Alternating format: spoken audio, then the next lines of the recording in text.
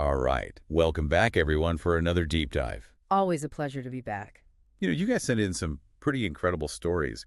And this one, well, let's just say it's a real testament to human perseverance. I mean, we're talking about building a career from the ground up in a time when technology, well, wasn't exactly what it is today. Oh, yeah, definitely a different world back then. This story really highlights how much things have changed, but also how some things, like the importance of resourcefulness and adaptability, are timeless. Exactly. So we're going to dive into the career journey of someone who started out, get this, with a manual typewriter. No kidding. Wow, like the old school clacky kind? Yep, the real deal. And not only that, they couldn't even afford their own, so they borrowed one. Talk about dedication. I can't even imagine. Did they say anything about what it was like to use? Well, they mentioned that the typewriter they borrowed had a really tiny font, which made things even more challenging. Oh, wow. I mean, that just adds a whole other layer of difficulty, doesn't it? Totally. But they made it work. And then along came email. Ugh. Email. A true game changer. For sure. But hold on, because here's the kicker. To access email, they had to travel, are you ready for this? 27 to 30 kilometers to the nearest cyber cafe in Homa Bay town. 27 to 30 kilometers every time they needed to check their email. That's like, what, a whole day's journey? It was a serious commitment. I mean, think about how easy we have it today. We check our email on our phones, our laptops, anywhere, anytime. Back then, it was a completely different story. It really makes you appreciate the instant communication we have now, doesn't it? Like, can you imagine having to plan your entire day around sending a single email? Absolutely. Yeah. But it speaks volumes about their dedication, right? They weren't going to let a little thing like distance stand in the way of progress.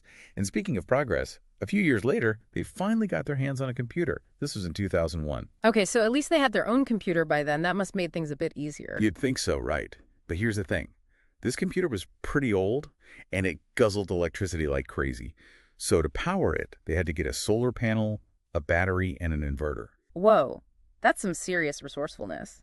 They basically built their own mini power grid just to use their computer. Right. I mean, talk about a DIY tech setup. And even with all that effort, they still had limitations. Internet access wasn't exactly blazing fast. They ended up using a Sony Ericsson T39 phone to connect via GPRS. GPRS, now that takes me back. It was so slow, wasn't it? Painfully slow. Like downloading a single file could take hours.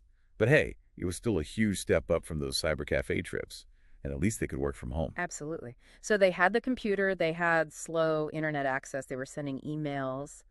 How about getting paid? Was that any easier? Well, about that. Yeah. To get paid, they had to travel all the way to Nairobi to pick up a physical check. For multiple payments, mind you. Then, of course, they had to go to the bank to deposit it. You're kidding. So we're talking about overnight travel, a full day at the bank, and then another long trip back home, all for a single paycheck. Yep. It was quite the logistical marathon. But they did it, month after month, year after year. I mean, can you imagine the level of commitment that takes? It's incredible. I mean, most of us would probably just throw our hands up and say it's not worth it.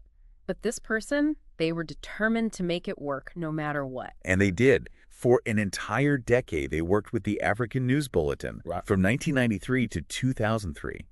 Imagine all the challenges they must faced, all the obstacles they overcame, and all the while, they were learning, growing, and honing their craft. It's really inspiring, you know? It reminds us that no matter what life throws at us, we can adapt, we can find ways to achieve our goals, and we can build something meaningful.